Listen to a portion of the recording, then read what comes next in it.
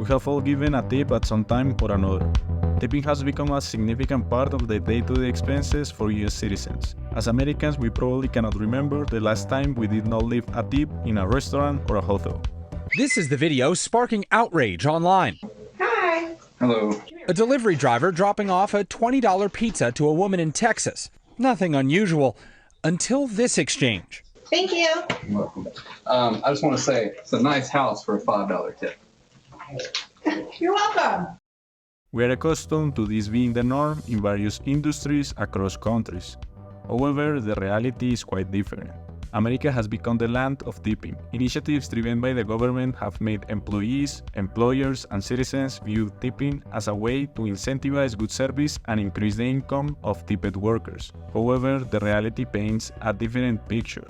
Tipping has been part of the US culture since the 19th century, with its origins dating back almost a century earlier in Europe. It all began when guests in affluent English households would offer a small gratuity to service staff upon departure as gesture of appreciation for their services. Since it was a gratuity for services, it did not take long for this practice to extend to the entire service industry across Europe.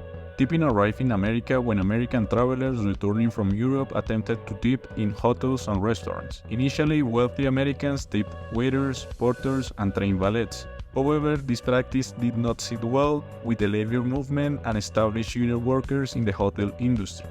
There was a massive anti-tipping movement at the time that actually got anti-tipping bills passed in 6 states across the country. All this was based on the labor movement's belief that we are professionals and we should not have to rely on tips because we should be paid by our employers. This movement had a profound influence on Europe, which is why you see less tipping there compared to the US. On the other hand, in the US, we were moving in the opposite direction.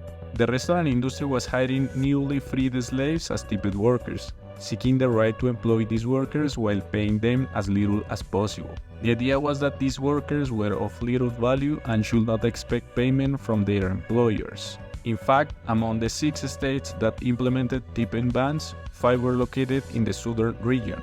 These bans originated from the belief that only black workers depended on tips because there was the idea that only inferior workers could receive tips, meaning that these states banned tipping not to protect tip workers, but because they could not tolerate that white people receive tips. One notable case was the Pullman Company, a manufacturer of railroad cars, which had the largest black force of any private company in America by the beginnings of the 20th century. Pullman actively encouraged tipping to its porters, contributing to the widespread adoption of tipping across the US. They openly acknowledged paying porters low wages with the expectation that tips would supplement their income. Of course, this was not popular among many workers, and some Pullman employees referred to the matter, saying, "From every angle, the tipping system is unjust. It is unjust to the Negro because accepting tips makes him feel less like a free man, and necessity forces him to perpetuate the system." When porters unionized in 1925 under the slogan "Not servitude, but service," the union sought to more than double their wages and prohibit tipping within Pullman cars. However, the movement was not successful. Robert Todd Lincoln, the chairman of the board at the time, argued, "The colored race, as we know, was subject to great limitations in the past to obtain employment in this country. But outside of what you might call the learned professions, the one large element that has done more to uplift them is the service in the Pullman Company." Despite these initiatives for making tipping more common for the average American, it was still strange to understand why they would have to tip someone. Imagine moments when you feel slightly uncomfortable in places that have a hard for tips, or retail stores asking for tips or donations at checkout. Now try to imagine this practice being entirely new and foreign. This was very awkward for Americans in the early 20th century. During that era, there were anti-tipping hotels where the interaction between the guest and the host was limited to a small compartment with a door inside and outside the room to prevent guests from tipping employees. Some hotels, such as the Grace Dodge Hotel in DC, explicitly declared themselves as no-tip establishments, attracting clients who wish to avoid gratuities. However, this type of no-tip establishments became unsuccessful as tipping spread across the entire US. Tipping was legislated in 1938 as part of the New Deal. President Franklin Delano Roosevelt passed the first minimum wage law, stating that you have the right to a minimum wage. However, for the tipped workers, things were a little different. It said that they have the right to this minimum wage either through wages or through tips, which essentially gave tipped workers the right to a $0 minimum wage. Over the years, the wage has gone from zero in 1938 to a meager $2.30 per hour, which is the current federal mandate for tipped workers. In 43 states, it's between $2.13 and $7 per hour. However, 7 states have rejected this system, arguing that employers should pay their employees the full wage, regardless of whether they are tip workers. The idea behind these laws is that the employer has to make up the difference between the lower tipped minimum wage and the regular minimum wage, which is currently $7.25 per hour. However, in reality, it's far from being like that. The US Department of Labor reports an 84% violation rate regarding employers ensuring that employees actually receive the difference through tips. All this creates a complicated environment where tip workers cannot make enough from employer wages and have to compensate with tips, forcing them to tolerate bad behavior from clients just to reach their minimum wage.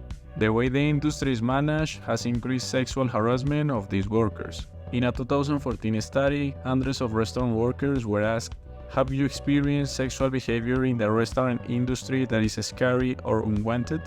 90% of workers, both male and female, said yes. Actually, sexual harassment in the restaurant industry is 5 times the rate of other industries. In the US, only 7% of American women work in restaurants, but nearly 30% of all sexual harassment complaints from women come from the restaurant industry. Additionally, almost 50% of all sexual harassment charges come from accommodation and food services industry. To illustrate this, a waitress spoke at the Senate in a press conference. She said, "Senators, what would it be like for you if your income depended on the happiness of the people you serve? Because my income depends on the people I serve, I have to put up with a guy groping my butt every day so I can feed my 4-year-old son." Today, the restaurant industry is predominantly run by Black and women workers. Almost 6 million women in America work in the industry, and for many, this is their first job while they are in high school or university. Unfortunately, this experience wrongly teaches them about what is tolerable and what is not in the workplace. I remember working in restaurants and you would have someone say something extremely inappropriate to you, or you'd have someone touch you. And the thing is it would be the 28th of the month, the 29th of the month, and the first of the next month was rolling right around and you had a rent check to pay. And so you were more likely to stand up for yourself and to reject sexual harassment on the 15th of the month, or maybe the 10th of the month, when you could pick up an extra shift to make up for telling that guy to go buzz off. Opposing all the efforts to earn a livable wage is the National Restaurant Association. Since the New Deal passed in 1938, they have been lobbying not to pay the same minimum wage as other workers, arguing that tips cover the difference. All this is quite confusing. Why would the National Restaurant Association not want the well-being of one of its members?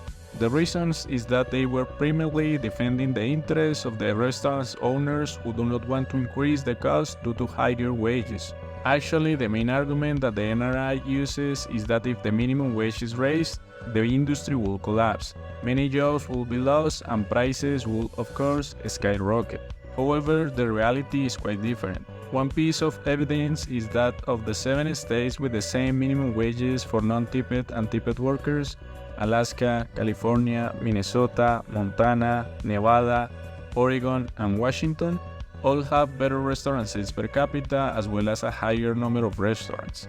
For instance, California is the state with the fastest growing industry in the country, and Alaska has the highest tipping rate in the country, even though it has the same minimum wage for all workers. It is important to say that there are some tip workers who earn a meaningful wage. These workers tend to work in major cities with large restaurant chains. However, they do not represent the majority of the industry. The reality is that the industry must change. Tip workers are not earning enough to have a decent quality of life. At the same time, Americans are spending more and more on tips which is not the case in every other developed country in the world.